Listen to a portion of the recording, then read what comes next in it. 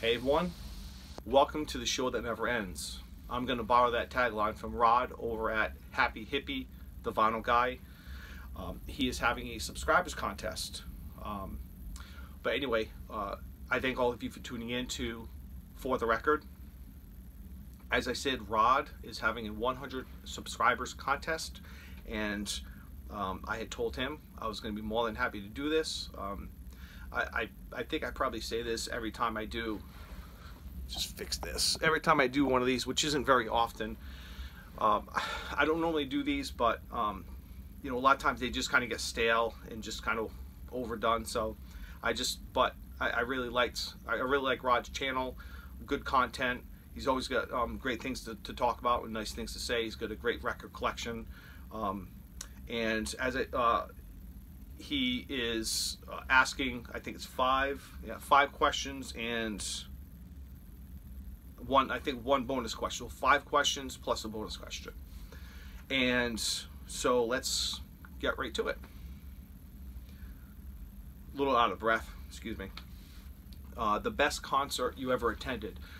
You know, that for anybody who follows my channel, for whatever, I'm a big John Fogerty CCR fan, as you can see, and to be quite honest, this was kind of a close call between anytime I've seen John Fogerty, especially the first time, or the concert. I saw Steve Miller, Earth Day '92 at Foxborough Stadium in Foxborough, which is now Gillette Stadium. Anyway, but the reason I'm going to go with John Fogerty is it's going to be sort of a combination of things here.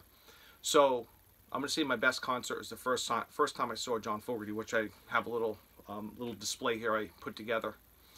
The reason that took number one really is because when I saw Steve Miller at Foxborough Stadium back in 1992, did I mention that was Earth Day 1992? It was a long time ago. That concert I went to was like, I wasn't too familiar with concerts. I don't go to concerts a lot. The last time I'd gone to a concert was probably in the 80s. So I'd gone to this concert not knowing that I didn't realize it was as many performers was going to be there. There was Fish. There was Steve Miller. Steve Miller was the headliner. And there were more than 10 performers. I mean, and they all did full. I mean, it was just unbelievable. And I can't remember off the top of my head what they all were, but I remember Fish, Steve Miller. I honestly, there was a lot of people, and it was cold. It was rainy, and Steve Miller played fucking last. I mean, dead last. But I'll tell you what, I was miserable the whole time, and it was hours and hours and hours we were waiting. And that we were sitting, without waiting, but we were waiting for Steve Miller to come on stage.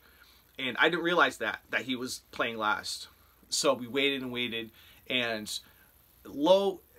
as low as you get, wet, cold, it was raining, and Steve Miller came on stage, and he just blew the roof off. I mean, it wasn't, it was just such a good concert. After, you know, when he finally came on stage, it was just unbelievable. But the waiting for him to come on stage is really what made it not my first pick as my favorite concert. So going to John Fogerty, the first time I saw him, and it's pretty much been equal every time I've seen him. I've seen him several times. I just love his energy. He's in his 70s, and he's still doing 2, 3, 4 hour concerts.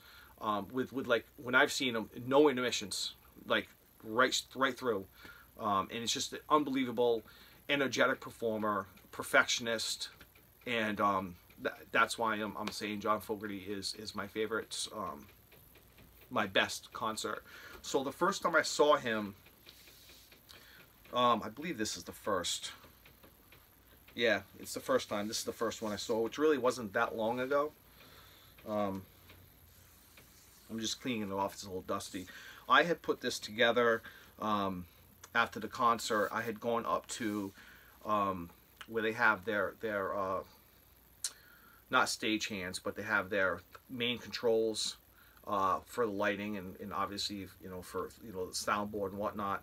And I'd gone up, and ever since then I've gone up and I've attempted, and I've been good the past few times of getting these, because by the time I get to the stage I can't get the set list. So this is actually from it's the set list actually from the concert, from this from the control area that they and I had just asked if they had any extras, and I'll never forget this.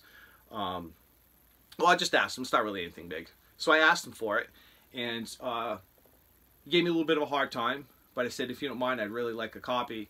And the real thing, I don't know what all this means, but there's a couple of notes written here and then over here. So this is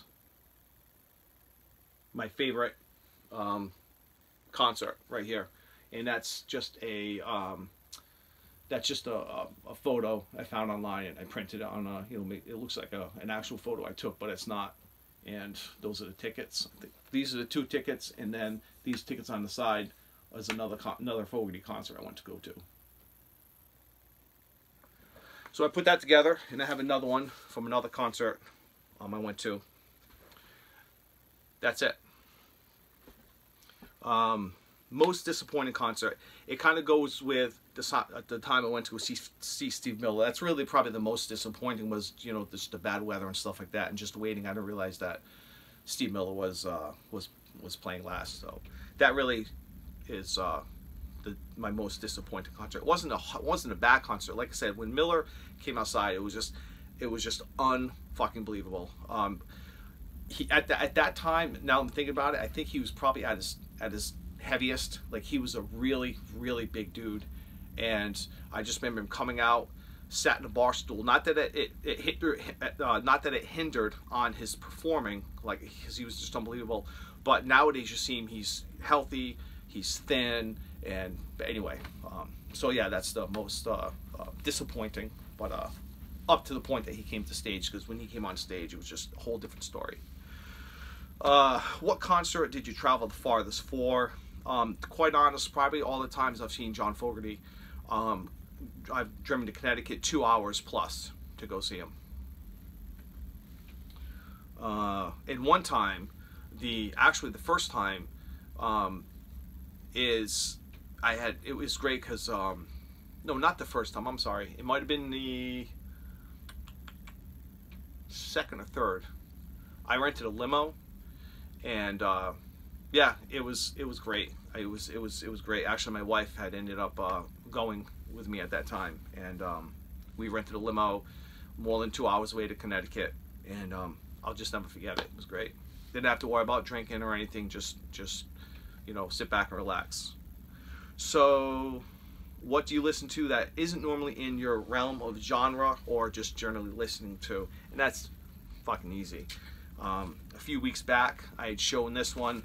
This is probably the one that stands out of being just totally does not fit my collection, but I actually enjoy it.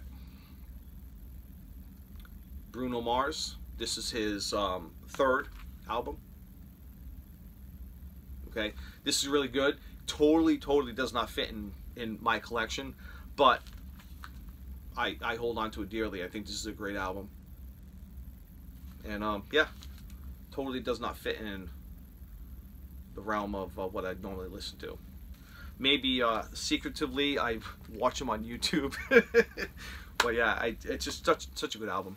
You know, I don't know. I don't know if I can pull off those pajamas, or just, you know. No, it's not the same. So anyway, the first concert, my first concert, probably, yes, in Providence, Rhode Island. I went to go see, if I remember correctly, I had seen, it was Rat, Bullet Boys. No, it was Cinderella, Rat. I believe it was Cinderella, Rat, and Bullet Boys. And that was a great show. You know, it was great. It was funny because I'll never forget it. I had gotten right up there. I had, for the first time, I don't know how or why my parents agreed, but I was a young teen, gee, what, 12, 14, somewhere around there, and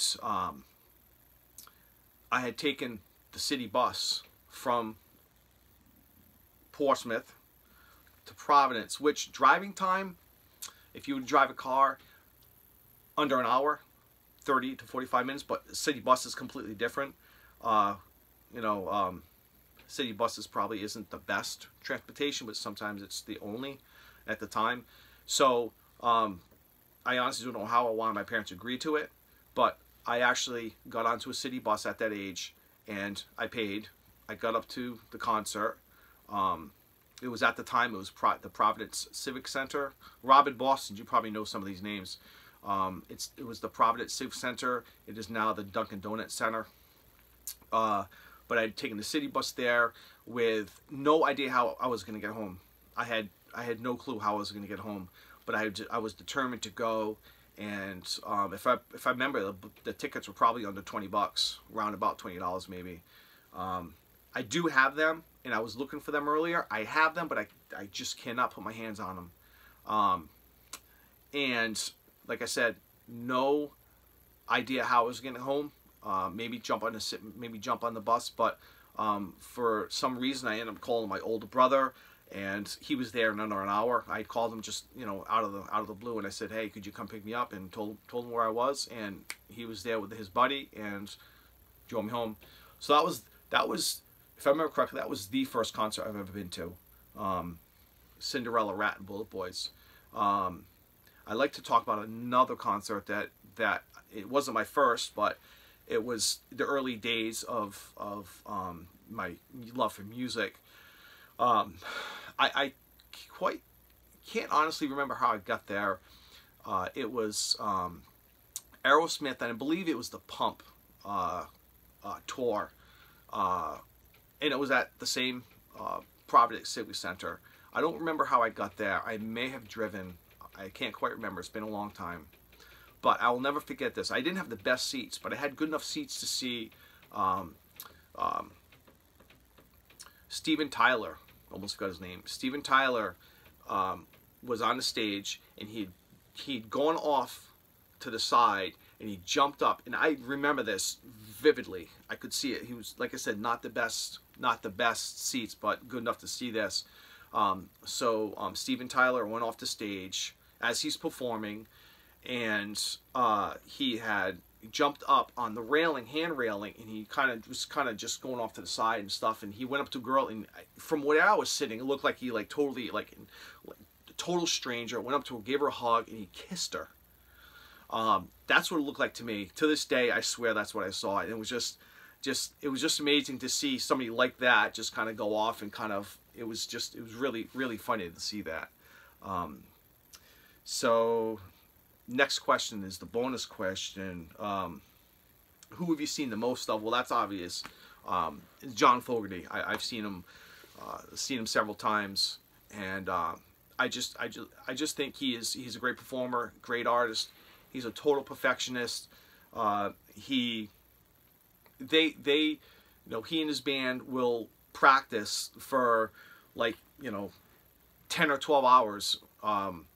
Practice for a 2-hour or 3-hour concert, and I find that very he doesn't just go on stage and just do a show. He goes on stage because he knows people love his music, and I respect the man highly. And like I said, they practice for hours and hours and hours for a 2 or 3 hour concert, and so John Fogerty is the one that I've seen the most. That's an easy question, and that's it, Rod.